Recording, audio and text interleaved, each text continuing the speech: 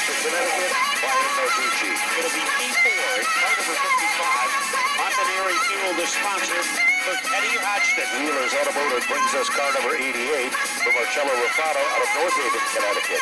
The Old War Horse will be in car number 60 in the Precision Mechanical car driven by Glenn Griswold. Aprico brings us the number 15 for Amanda West from Colchester, Connecticut. Then it will be Robert Dow in the 9, Ed Chakowski in the 45, Andrew Less in the 72, Alina Bryden in the 48, and Rit Dulac in car number 99. They rumble down into turn number 2, and Bucker wastes no time at all as the outside lane all of a sudden looks racy. 5 cars in a conga line as they work their magic up the hill off turn number 4. Back to the stripe they come. Bucker leads lap number 1, but Moeller is in hot pursuit, and all of a sudden, they almost come together like two cymbals in an orchestra as they head down the back straightaway. Look at Narducci. He is possessed to get to the front of this class. Remember, he was involved in a jingle 2 weeks ago, was able to win last week, and right now he has moved up to 3rd. Speaking of magic, the guy who has more magic right now than Penn and Teller, that is Andrew Moeller, holding off the assault from Brucker, and also moving on the inside is Marcello Rufano. So all the guys who are up there in the UNLH Challenge are battling for the lead. There's no question about it. Marcello Rufano just pulled off the Timex timely move of the event to move into the runner-up spot. Narducci went to the outside, thought twice of it, then ducked low to the inside. Meanwhile, at the front of the field, Moeller is still the leader, but all of a sudden, Narducci's got his hands full because Teddy Hodgson is working his magic. Meanwhile, Wesley Brucker is stuck in the outside lane. Never count out Teddy Hodgson. Remember, he had the lead going into the final lap last week and finished 3rd. Right now, he is perched on the back bumper of the Wesley Brucker car, trying to move in as he usually does in the second half of the season. His buckshot, Mark Buckeye, he is breathing napalm as he gets close to the back bumper of the Ted Hodgson car. Hodgson just doesn't give up. Brucker is stuck in the outside groove. They come off turn number 4, bid for the lead. Marcello Rufano in the Jimmy Fuller prepared race car. Crosses over, tries to go to the outside of Moeller. Moeller shuts the door. Remember, these cars have no spotters. They're all on their own when they sit behind the wheel of the race car. No little voice in their head as they're side by side at the line, and Marcello Rufano will take over the lead by inches. Will it be short-lived, Matt, or will it work to his advantage? Andrew Moeller sitting in his lap. Also making it a 3-way battle is Narducci. The top 3 can fit in a pothole as they come off of turn number 4, and your leader is Marcello Rufano. Well, all that has been happening. Meanwhile, moving into the hunt, here comes Buckeye, here comes Hodgson, here comes Narducci. Tap to the back bumper, 1-2 punch, can't do anything with it. Pulls back into line, 5 cars continue to run single file. Who's going to be the first to step out of line? Narducci goes to the outside this time, but Marcello Rufano shuts the door. Rufano finished 2nd last week. He said it was the best second-place finish of his life. Here comes Moeller. Dive bomb move. Trying to get underneath Narducci. Doesn't have enough energy to make it happen. Moeller pulls it back in the line. There's also a car on the inside groove. It might have enabled Moeller to take it easy. Meanwhile, here we go again. Narducci has enough to reel him in. Mark Buckeye has clicked off the fastest lap of the race, 19.952. How about our leader, 19.676. Narducci, 19.636. Narducci is coming. Again, same strategy. Will it be a finish like 1 week ago? This time, 12 circuits are complete. 3 cars contending up front. A great run so far by Glenn Griswold has moved up to 7th. One of the best outings of the season for the Warhorse. Intensity up at the front as the leader continues to be Marcello Rufano. Remember, Rufano 4th in the national standings. Brian Narducci, who is 2nd, swings to the inside. Doesn't have enough vapor to get by that number 88 car. The lapped automobile again, Matt, became the pick car. It was right there in the line of fire. Here comes Hodgson.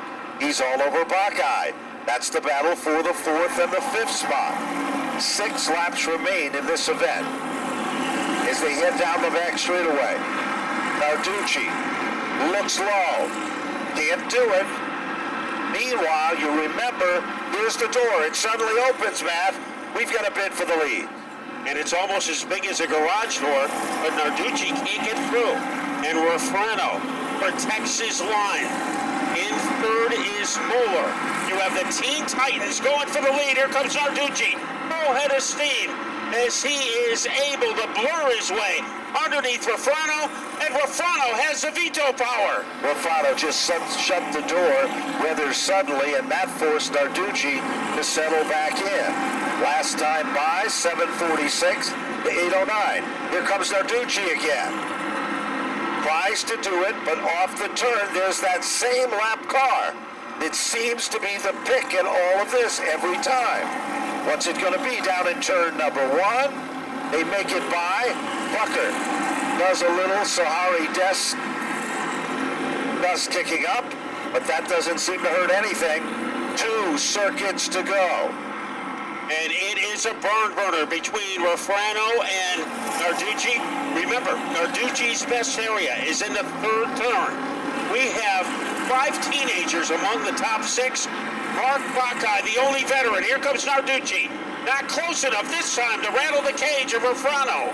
The white flag is out, but there's no surrendering. This is the one that counts the most. Final time through turn number 1. Refrano strings it out. Narducci looks to pull in. He reels him in. Bottom shot move. Brian Narducci at a ton to the inside. Refrano up the racetrack. Narducci will bring him back to the line. Moeller will finish in 2nd. Marcello Refrano for 3rd. And our winner, Brian Narducci, is standing by with Kyle Rickey. 2 in a row and 5 on the year. In the last 2 weeks, they have both come on last lap passes off turn 4. Brian Narducci, congratulations. Walk us through that final lap. Yeah, thank you. I think I was a little bit faster than him throughout the race, but he was just as fast, and I couldn't roll the top on him where I wanted to go. And we had ice cream today before we got to the track, and the bill was 13-13. So I figured I'd cap it off with a Ted Christopher move into 3. And you did just that for a 2nd consecutive week. A lot of folks down here taking photos. Who do you have to thank here for getting you back to victory lane? I got to thank my mom, Todd Owen, Butch A, Chassis Pro, the Florida Connection, my aunt and Uncle Greg, Curly's Kids Care, Baldwin Automotive, Chris Hour, Rat Auto Machine,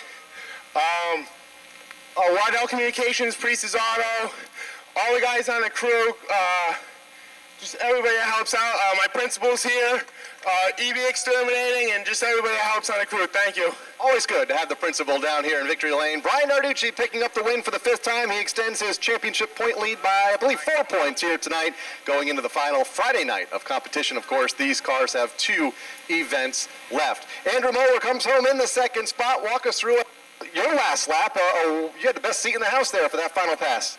Yeah, no, for sure. I was behind them both, and I was kind of hoping I was a little closer on that one. I just couldn't get close enough. You know, Ken Berry and Steve and Billy work really hard on this car to make it go fast each and every week here. So I really just can't thank them enough for giving me the best Spafco race car out here. You know, these guys are great, you know, running with them each and every week here. They're really tough competitors, but I really feel like we have a really great race car every week, and it just, you know, sometimes we're not in the best spot, but, you know, I'm happy to come out here 2nd, and maybe next week we'll be in victory lane, hopefully. So, you know, I can't thank all the fans for all their support, God most of all for keeping us safe, and can't thank all my sponsors enough, Race Choice, for your continued support. And I can't thank everyone else enough, all their contingency sponsors as well. Thank you. Marcello's photobombing right now, so we'll get one more question with you. You led early. Were you surprised he passed you on the outside?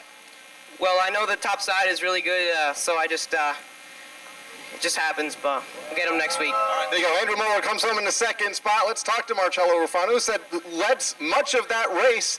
Did he surprise you? I'm talking about Brian Narducci on that last lap. No, you know what? Watching Teddy and Keith enough, you know, I probably should have knew that was going to happen. Probably should have protected a little bit better. But, you know, it's just shades of Ted Christopher and Keith Rocker right there. You can't get much better than that. But you know, I loved every minute of it. May have not ended in my favor, but you know, the car was still pretty good tonight. Just not enough to keep ahead of him. But you know, I got to thank Jimmy Fuller, my father, my Uncle Joe. We had a dilemma before this, seeing if the battery would charge, but you know, we fixed that up real quick and made a quick adjustment before we came out, and just wasn't enough. But congrats to Brian and all their team. They've been stout all year. It's just they're showing the true colors now. It's gonna be a real good finish to the championship, that's for sure. There you go. That is Marcello Ruffano coming home in the third spot here tonight, and unofficially about 26 points behind Brian Narducci.